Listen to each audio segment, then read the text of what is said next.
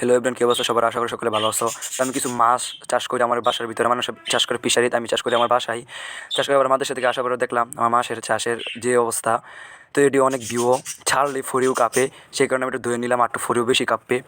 Video যখন করি একটু ভালো করে করি, তো পাথর দিয়ে নামাইলাম, এর ভিতরে ডিম পারছে, এটা আমি পাথর বলি ডিমকে।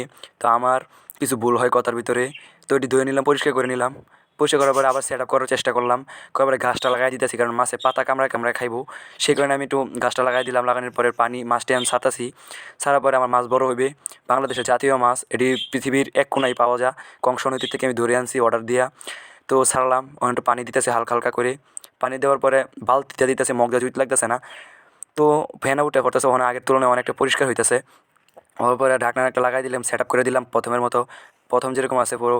এই লাইটটা দেখতে পারবা তোমরা, ভিডিওটা স্কিপ করো না কেউ, দেখতে পারবা এটার সেট আপ করার পরে যেরকম হয়, তো এরকম হইবে। আরও কালার আছে এর ভিতরে, বিভিন্ন রকম কালার আসে।